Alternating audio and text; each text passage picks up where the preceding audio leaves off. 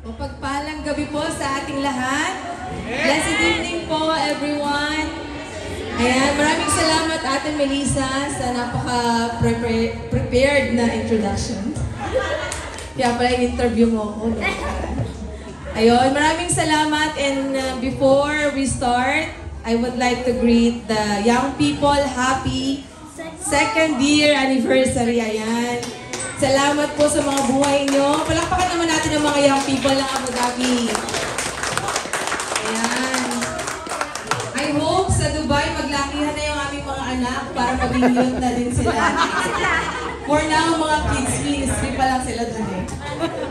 Ayan. Blessed evening po sa bawat isa. Praise God. Salamat po sa opportunity. It's an honor na maging speaker niyo for tonight. And natasan po ko to speak about love. Sino po ang gusto dito ng usaping pag-ibig? Taas ang kamay. Kaya pag mga love ang usapan, mga masisigla tayo, ano? Mga love life. Praise the Lord. Ayan, before I start, gusto ko lang pong itanong, sino yung mga couple dito? Yung kasama yung couple nyo, ha? Taas kamay, taas. I want to see the hands. Taas! Hoy, huwag kayo kahiya. Kahit mag-boyfriend, girlfriend, asawa, husband and wife. Ayan. Okay. Salamat po. Praise God. So, yung iba, LDR, ganon? Oo, naman. Oh, okay. Soon. Dalhin nyo na kasi dito. Para hindi malamig. Okay, praise the Lord. Salamat po. I would like to share the scripture na binanggit kanina ni Elder Joji in 1 Corinthians 13 verse 4 to 7. Ayan. Hindi ko makita. Okay, love is patient, love is kind. It does not envy. It does not boast. It is not proud. It does not dishonor others. It is not self-seeking. It is not easily angered. It keeps no records of wrongs. Love does not delight in evil, but rejoices with the truth. It always protects, always trusts, always hopes, always perseveres. Ayan, napaka-famous na definition ng love na matatagpuan natin sa 1 Corinthians. Amen. Napaka-busy ng ating mga young people, but I want all of you na marinig nyo itong inihanda ng Lord para sa inyo. Sige lang, mag-take muna kayo ng orders. Okay, when we read the 1 Corinthians, we are not seeing the definition of love. We are seeing actually the effects of love. Nakita niyo po ba doon? Patient, kind, it's not easily angered, it's not self-seeking. But unfortunately, naririnig niyo po ba ako dyan sa likod? Amen? Ang hina dito eh.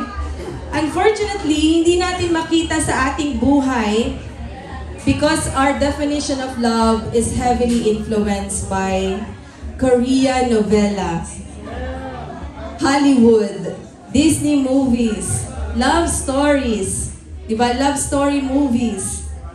Ang definition natin ng love is nakadepend na sa social media on these days. Tama po ba?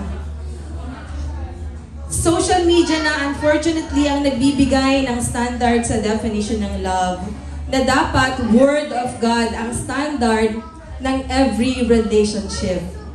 Amen? May relationship ka man sa asawa mo, sa kaibigan mo, sa anak mo, sa katrabaho mo, sa ka-churchmate mo, sa ka-roommate mo, the Word of God should be the standard of every relationship.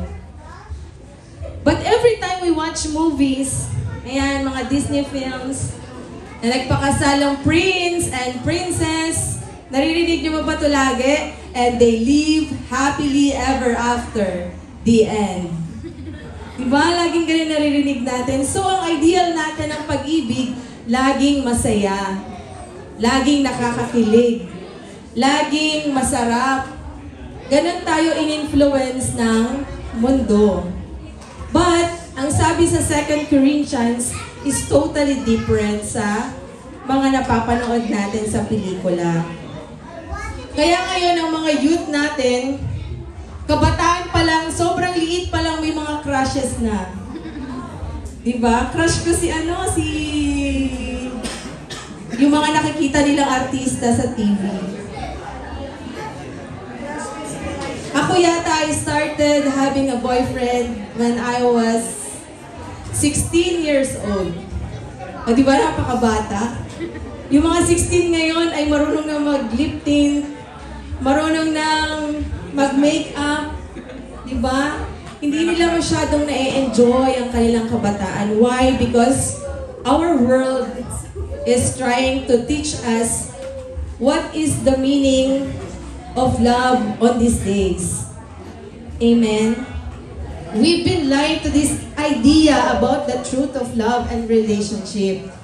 Na pinapalabas nila na ang pag-ibig ay laging masaya at nakakakilig. But in reality, I've been married po for 7 years. Kaway-kaway dyan sa mga tumaas ng kamay, hindi lahat at hindi araw-araw masaya. Amen? May times ng inisan, may times ng pikunan, may challenges, may breaking, di ba? Tama po ba? Amen. Amen. Meron kayong mga pagtatalo. Praise God.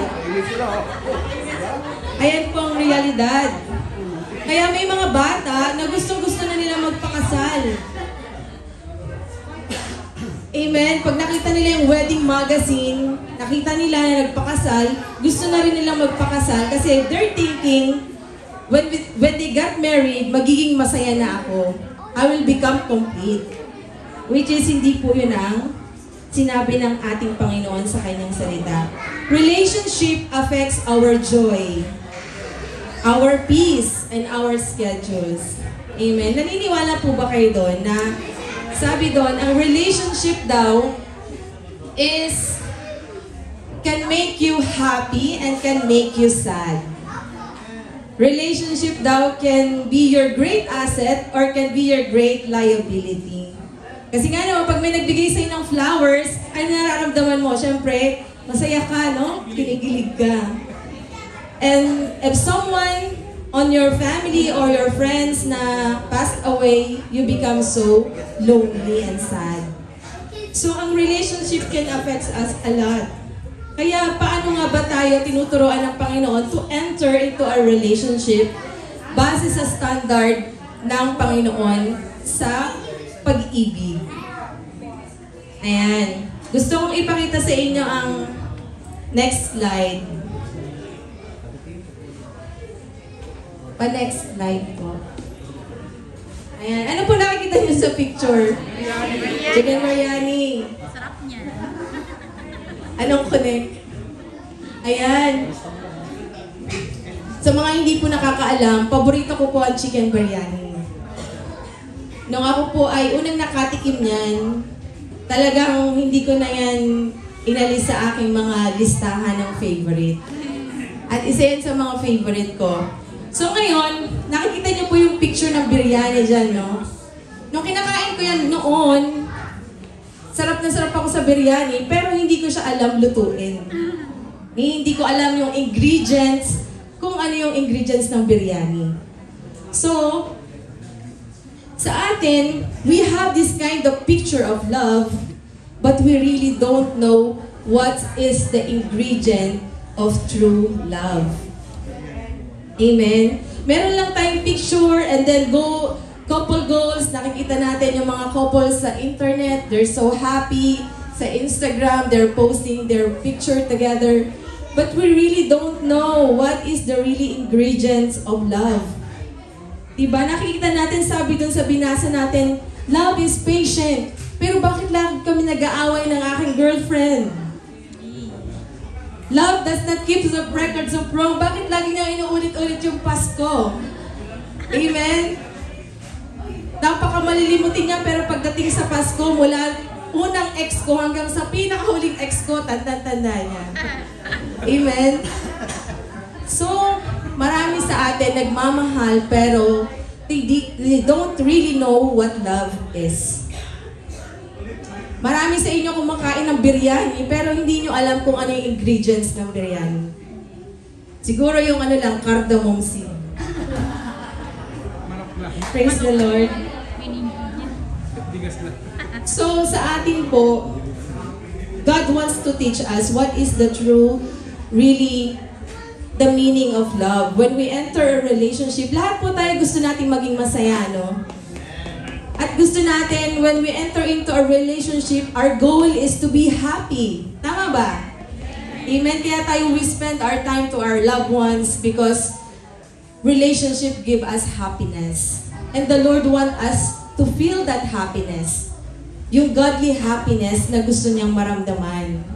Amen? Kapag ang isang relationship ay hindi tama or hindi kalooban ng Panginoon, it will give us what? Broken heart. Heartache. Amen? Pero kapag yan ay best at bigay ng Panginoon, diba, it will give you a pure happiness. Praise God. So, sabi niya, ano ba yung ingredients of having a relationship that honors the Lord? Yun nga, yung unang meaning ng love is patient. Dapat right timing. Right timing. Yung right person sa wrong timing is a wrong relationship. Right person, wrong timing is a wrong relationship. Bakit? Kasi, ang akala natin, si Lord ang higpit-higpit. Ano, ang daming bawal, bawal dito, bawal ganyan, bawal ganyan. Pero ang good news, magsaya ka kasi kung maraming ayaw sa'yo si Lord, ibig sabihin, marami din siyang gusto para sa'yo. But, masyado lang tayo napapangunahan ng ating mga sariling desisyon. Kapag kinikilig tayo, wala na tayong pinapakiramdaman, kundi yung kilig natin. Hindi na tayo nakikinig sa mga parents natin, sa mga friends natin, sa mga elders natin, kundi yung ating saya na lang. Amen? Kung may ayaw si Lord sa atin, sabi ko nga, may gusto din siya para sa atin. Gusto niya maging masaya tayo. Amen? Do not rush. Do not settle for less. Amen? Madalas kapag ka, di ba, sino dito na kapag pupunta ka sa isang, halimbawa ay Jollibee, di ba alam mo na yung o-orderin mo bago ka palang pumila? Ay, gusto ko ng Jolly Spaghetti. O kaya ay Chicken Joy. Pero nung nandun ka na sa counter, sabi nung cashier, "Ma'am, 20 minutes po yung Chicken Joy. Willing to wait?" Pero dahil gutom ka na, ano ba yung available? Burger steak lang, ma'am. Sige, yan na lang. So, you settle for less. Ang gusto mo talaga Chicken Joy, pero dahil gutom ka na, you settle for burger steak na hindi mo naman talaga gusto. Okay, nakuha po natin. So, imbis na yung Chicken Joy, yung na-enjoy mo, kinain mo lang for a short period of time, yung burger steak na hindi ka naman talaga nag-enjoy. Amen? Same thing, na kapag nasa different season kayo ng inyong buhay, let's say for example, mga young people, nag-aaral pa lang kayo, and then yung boyfriend nyo is nagtatrabaho na. Let's say, you are in a two different season. Nag-aaral, nagtatrabaho. So, ang mangyayari niyan, pinipilit nyo i-adjust ang inyong isa't isa, para lang magtugma ang inyong schedule. Amen? Ibig sabihin, yung time pa talaga na para inihanda ni Lord para sa inyo, minadali nyo. Hindi pa naman time para maging kayo, pero dahil inip na kayo, minamadali natin. Ibig sabihin, namimiss natin yung godly happiness na ipinrepair talaga sa atin ng Panginoon. Do not build your relationship out of pressure. Build it out of love. Ayan, di ba? Kasi pastor, sabi niya, kung mahal ko talaga siya, gagawin ko ang lahat ibibigay ko daw ang lahat. Ayan, nangyari na ba yun sa mga kabataan ngayon? Na, sige nga, kung mahal mo ko, sasama ka sa akin. Diba? May mga ganon. And, I want you to know na kailangan nating pag-isipang mabuti ang mga ganitong bagay. Kasi di ba kapag in love tayo, love is the deceitful above all things. Mandaraya daw ang ating puso. Kaya maraming nabobroken heart. Kasi lagi nilang sinusunod ang kanilang puso. Anong sabi dun sa kanta? Kung ano ang nasa puso mo, sundin mo. Pero hindi pala yung dapat. Kasi sabi sa Bible, ang puso daw ay deceiving. Hindi yan totoo. Kung kilig-kilig mo lang yan at pinapasama ka na kayong dalawa lang, it's deceiving. May gusto lang siyang makuha pa. May gusto lang siyang makuha sa'yo. Diba? Kung hindi siya makapag-antay, love pa ba yun? Kasi ang sabi ng Bible, love is patient. Kailangan niyang maghintay at the right time. Praise God. Nakakalungkot ang mga movies na ngayon, ang mga telenovela, mga kabataan, pinapakita na nila that sex outside the marriage is okay na ngayon. Diba? Ang mga kabataan ngayon, okay na silang mag-indulge sa ganitong activity kahit hindi pa sila kasal. And sad to say, na-adapt to ng mga young people at yung picture nila ng love is, ay, millennials, okay na pala yung ganitong setup.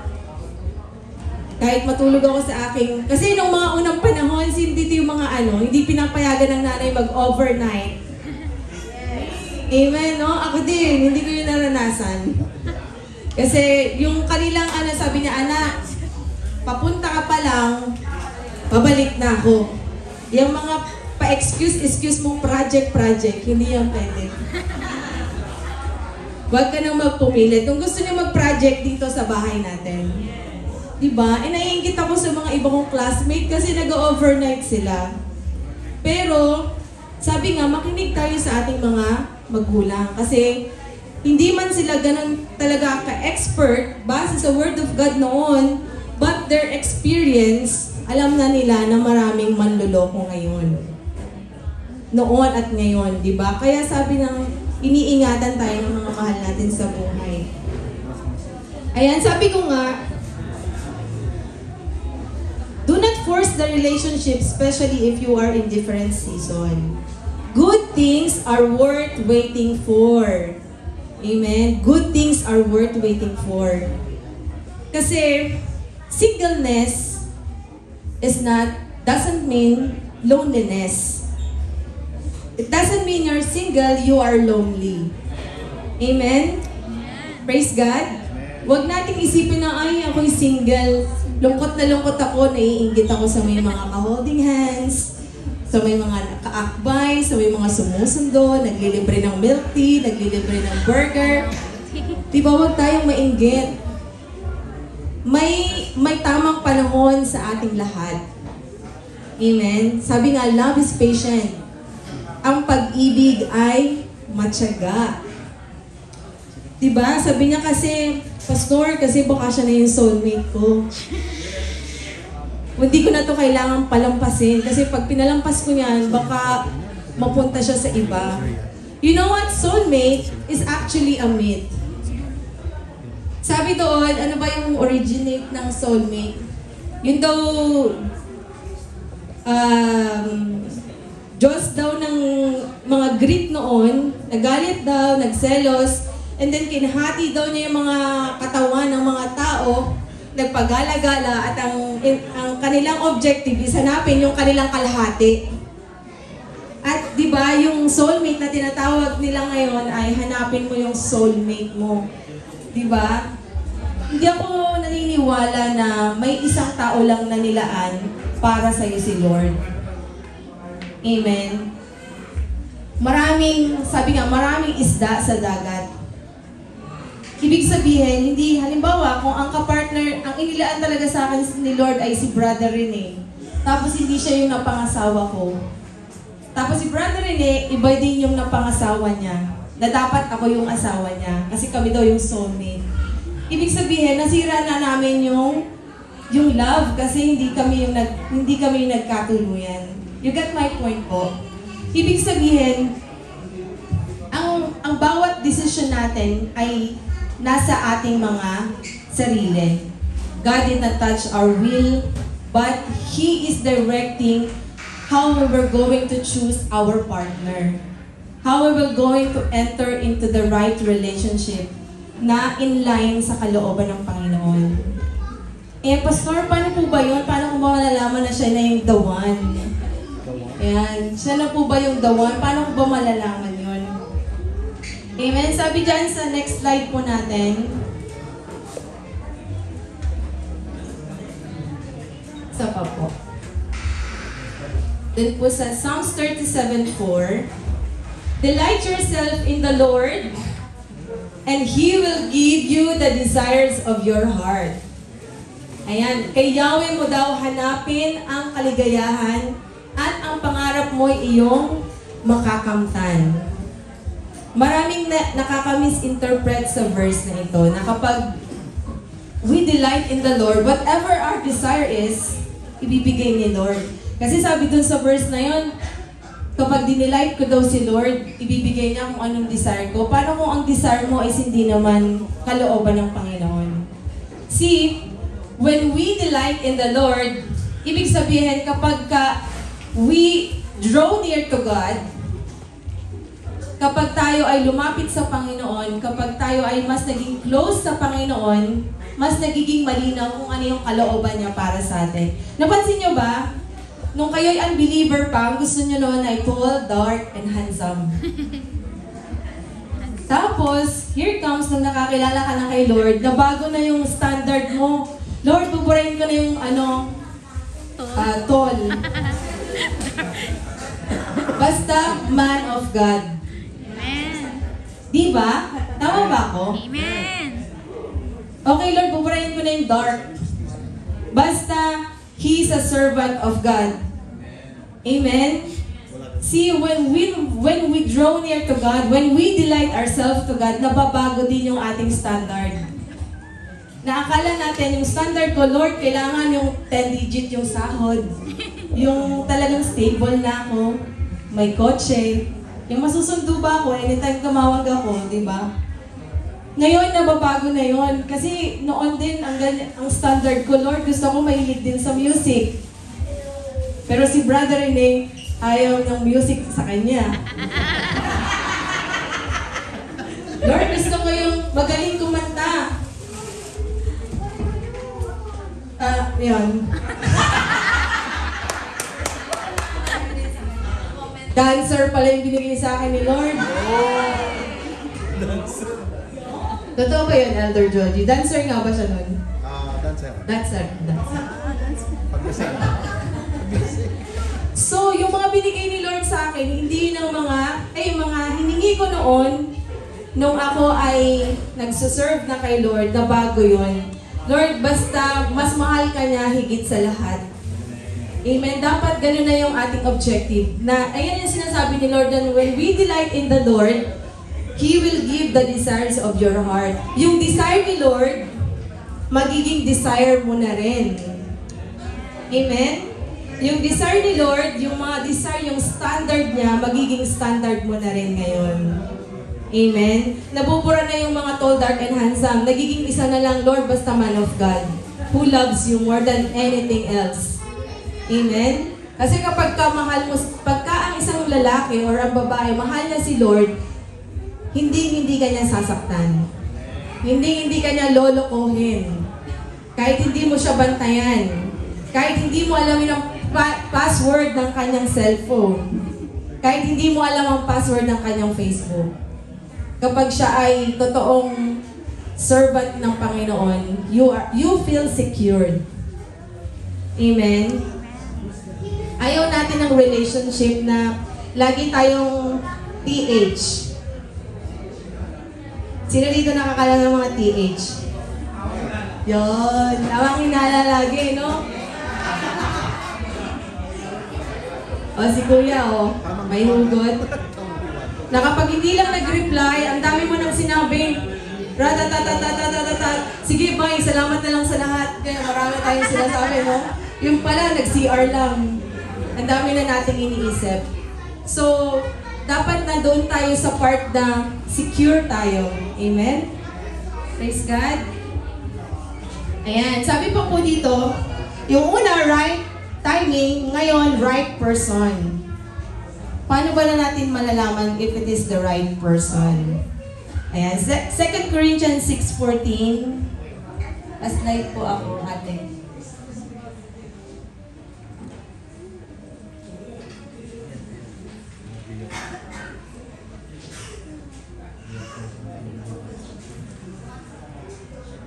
Ayan, sabi po sa 2 Corinthians 6:14, isa pang yan. Do not be yoked together with unbelievers. For what do righteousness and wickedness have in common? Or what fellowship can light have with darkness? Sa Tagalog po, huwag kayong makisama sa mga di sumasampalataya na para bang kapareho niyo sila. Maaari bang magsama ang katuwiran at ang kalipuan? O kaya ang liwanag at ang kadiliman? Now, to be yoke, alam niyo po ba yung yoke? Yung next slide po, ayan, yan yung yoke. Yung kahoy na nilalagay sa dalawang animals. Ibig sabihin ng yoke ay something that couples or bind together. Something that partner. No, ibig sabihin lang po niyan, si Lord ay binibigyan tayo ng wisdom to choose according to His standard. Ayaw niya na kapag ka, di ba, kung halimbawa na kayo ay in a husband and wife na ganito na yung setup, but if you are looking for a partner, di ba, sabi ng Panginoon, huwag tayong makikipamatok. You desire with your the same faith. Amen? Ang desire ko noon, nung nagpipray ako ng partner in life, sabi ko, Lord, I pray na bigyan mo ako ng partner na maiintindihan yung aking calling. Pray for someone who can support your ministry or your assignment. Na connected sa your assignment. Yung purposeful. Kasi, bakit?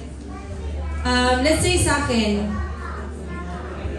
tinawag ako ng Panginoon to a particular task in a ministry, at kapag halimbawa may isang tao na hindi kagaya ng faith ko, hindi niya maiintindihan ang ginagawa ko. Tama ba? And then halimbawa man na example nga, Brother Rinelli ka dito, Brother Rinelli.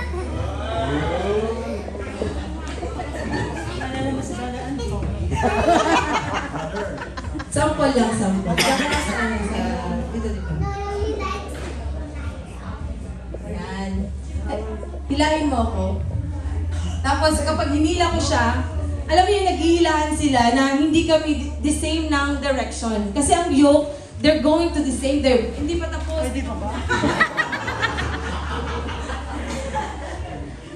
They're going to the same direction. Now, halimbawa man ang hinihila ko siya, nagkakasakitan kami kasi naghihilahan kami in two different direction. Nakuha niyo po? Yung gusto niya maging gusto ko din. But yung calling ko, pinipilit kong maging calling niya din. Alam mo yon? But, salamat brother, but if you are the same faith, you have the same belief, you have the same assignment, you are in the same calling, di ba? Hindi na kayo maghihilahan. Hindi na kayo magkakasakitan. Because both of you, naiintindihan nyo ang isa't isa. Nakuha niyo po ba? So yun lang po, ayaw ni Lord na naghahatakan tayo kasi, di ba, ang gusto niya na tayo, our relationship is pure happiness. And before I end, syempre yung pangatlo, right foundation. And alam natin kung sino dapat yung foundation of every relationship, di ba? Si Jesus. Amen? Kapag wala si Jesus sa center ng inyong relationship, it always end up miserable. Alam niyo po yun na lagi kayong magkakasakitan, lagi kayong hindi magkakaintindihan because The true love, hindi nyo ini-involve sa relationship nyo. Diba sabi nga, God is love. And love is God. Ibig sabihin, kapag translate natin lahat ng meaning of love, love is patient, God is kind, God does not envy. Amen? Lahat yun si Lord. Lahat yun si Lord ang meaning ng love. Kasi He is the author of love. He is love Himself. Kaya dapat hindi natin inaalis yung ingredient na yun sa ating relationship. Amen? Praise God. And before I end this, gusto ko pong ipakita yung some photos ng ang history ng aking love story. Ayan. Yun pong may arrow, si brother Rene po yun. Nakita niyo ba? Maliit, no? Sa susunod na slide, patutunayan kong siya talaga yun. Mamaya. Ayan. Ito po ay isang event sa Dubai. Ang tawag po dyan ay Offspring of David Live Worship Conference. Na lahat po ng churches ay uma-attend dyan para magkita-kita, mag-fellowship. And that time, I was praying for a partner. Siguro that was 2013 or 14. Okay, sa next slide po, 2000, hindi, mali yung date. Sorry, 2013 po yan. December 7, 2013, Offspring of David Live Worship Conference. Ayan, so nakita niyo po, nasa pareho kaming Christmas tree. So siya talaga yung umattend ng live worship. So nung time na yan, biglang tumahimik. So nung time na yan, nagpe-pray ako kay Lord. Every week, I fasted. I include it in my fasting. So sabi ko, Lord, kailan mo kaya ibibigay sa akin yung aking the one? So when I'm praying, nung kami ay... Okay, nung naging kami ay 2015. So, nung mag-boyfriend na kami, di ba sa Facebook natin may 2 years ago, may 1 year ago na nagto-throwback na picture. So, nakita ko yung picture kong yan. So, sabi niya, uy, umattend din ako dyan ah. Uy, sabi ko nga, pakita mo nga yung picture mo. So, pinakita niya rin sa akin yung the same Christmas tree. And there, nag-throwback sa akin yung time na nagpipray ako kay Lord. So sabi ko, pinakita na pala sa akin ni Lord yung aking partner in life. Pero hindi pa lang kami nag-cross ng landas. Kita nyo? So ibig sabihin, God is still working, pero hindi pa right time na kami ay magtagpo. Kasi that time, siguro marami pa akong mga, hindi pa ako prepared, hindi pa ako nakaka-move on siguro that time. So, noong 2015, ayan, pinagtagpo ang landas namin sa isang Bible study group sa Victory Bible Study. Ayan, so hindi ko yung Bible study, pero umattend lang ako. So doon pala regular si Brother Rene. At doon kami nagkita. At doon kami nag-usap, yan. And then, in short, and ano nga yung sunod? Nag-apply siya sa music team, nag-apply siya sa workshop, and then ayun, hanggang sa marami nang nangyari na yugto, hanggang sa too short na naging kami ng 2015. Yan, sa next slide po,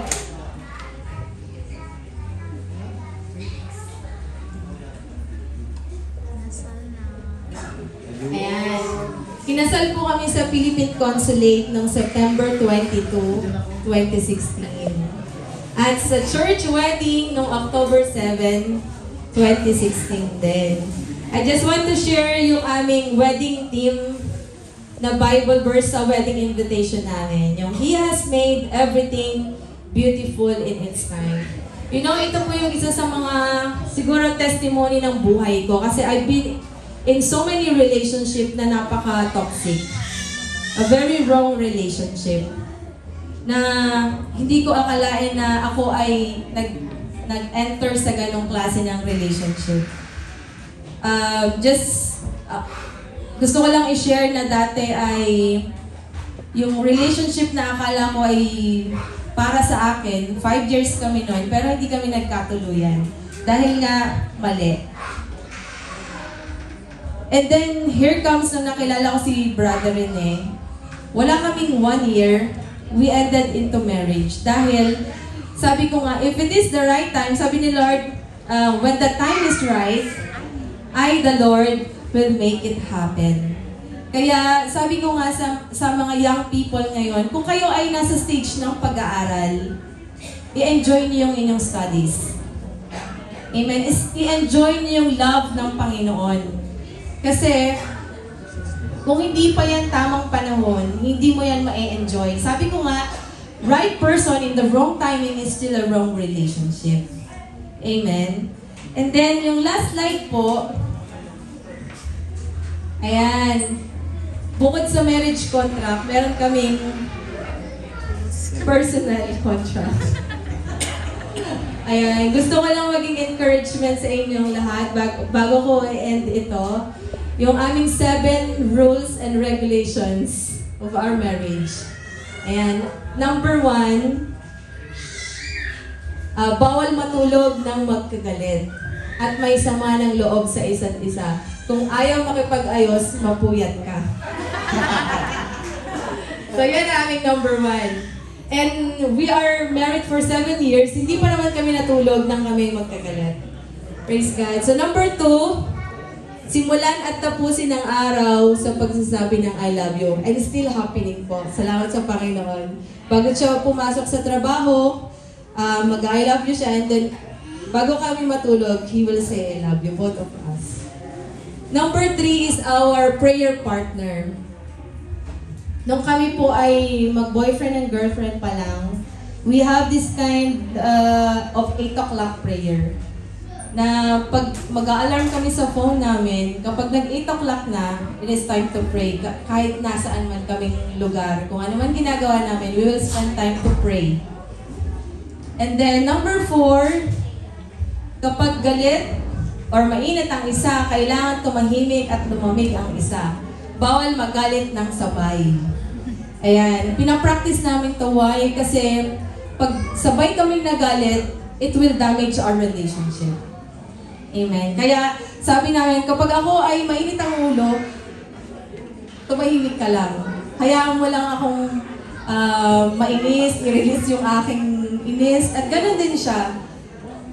Ina-apply namin yun kasi kapag pinapasok namin ang hatred o yung anger sa puso namin in our relationship, it will destroy us or it will damage us.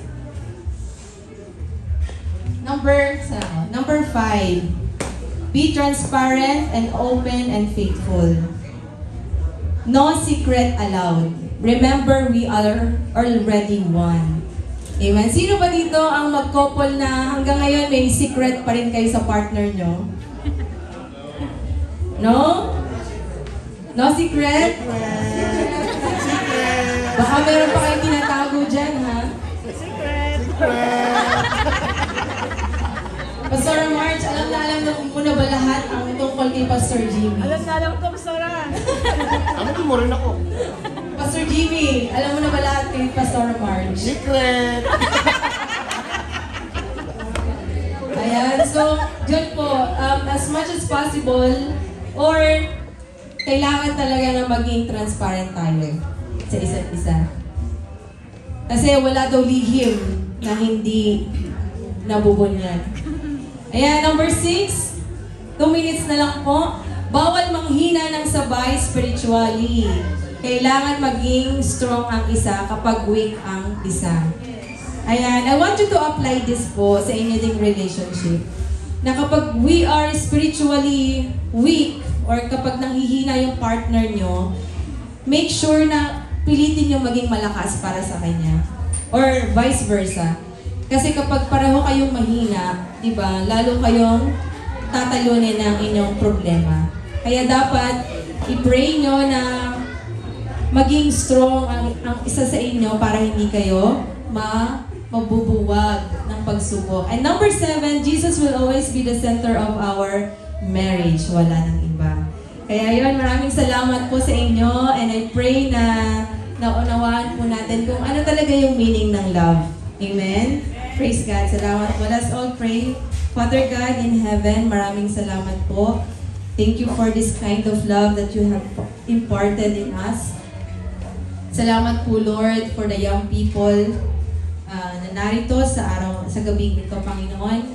I pray, Lord, that you will put in their hearts ang totoong definition ng love, Lord. That love is patient, love is kind. It is not selfish, Lord. I pray, Lord God, na they will honor you in whatever they do, Lord God, in their relationship, in their studies, in their relationship, in their parents, Panginoon. And I pray, Panginoon, sa mga couples na nandito sa gabing ito, I pray, Lord God, na patuloy niyo pong pagtibayin ang kanilang marriage, ang kanilang relationship through the bondage of love na nagmumula sa inyo, Panginoon. Salamat po, Lord. And thank you for this night. We give you all the glory and honor and praise. In Jesus' name we pray. Amen. Salamat po.